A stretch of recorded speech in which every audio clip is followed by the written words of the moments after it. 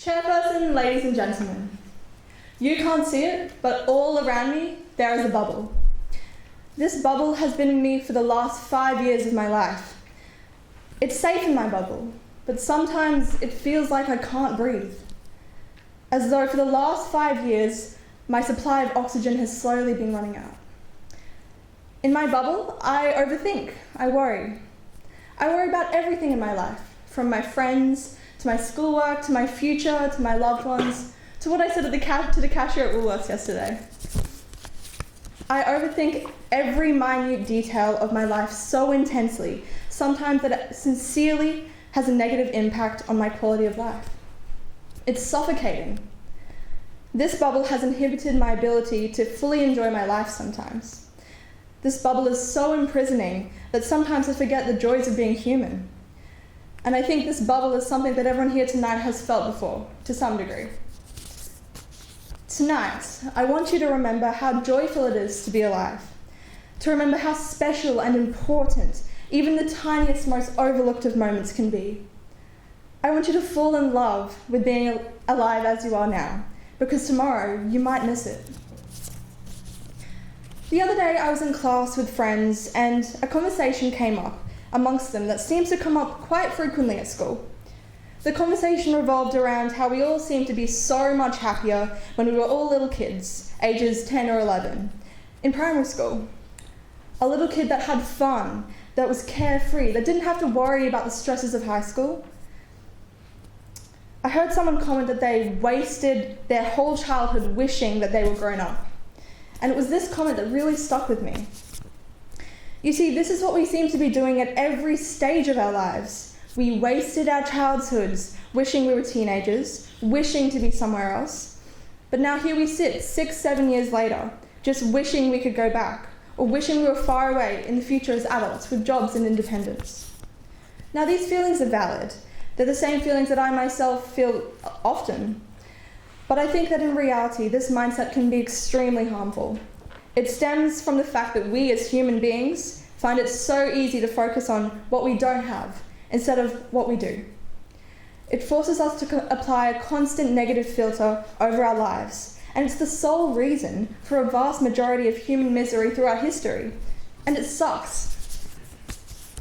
The inevitable truth is that happiness, unhappiness, stress, and negativity in life is completely unavoidable.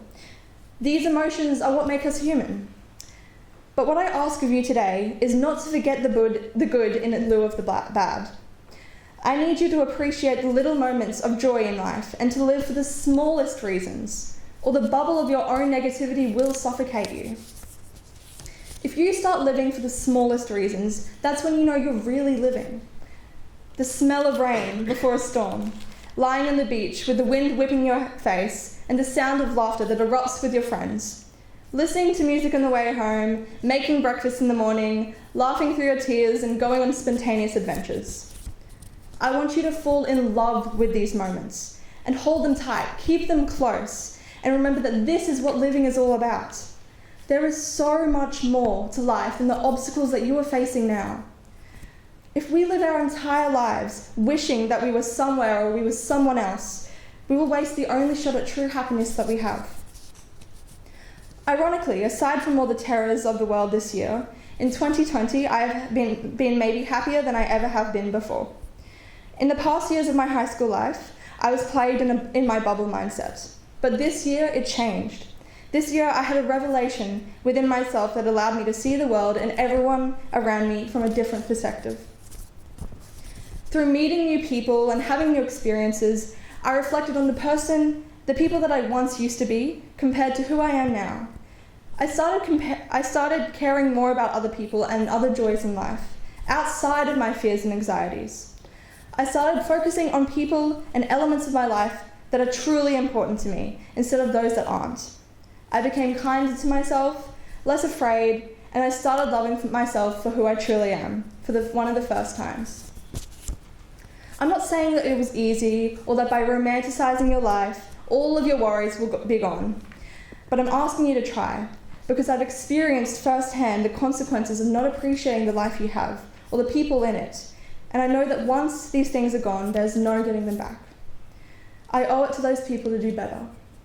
So take pride, take joy in being human. You are a blessing to the world. And these little moments, they're yours. So please live for these moments and cherish them like it's the last time. Chairperson, ladies and gentlemen, you can't see it, but all around me there used to be a bubble. But recently I realised the importance of breaking out of my bubble. Because while it felt safe and it felt familiar, it was slowly choking me to my last breath. Outside of the bubble, I can now breathe. Appreciating all the good I have in life rather than the bad, it gave me a purpose. I remember that there's so much to love in life. So tonight, I ask you to do one thing that with time will change your life forever. Be present in those precious little moments that you love in life. In these moments, I want you to take a deep breath, to smile, and realize that you are breathing fresh air again. Look at you, you're out of your bubble.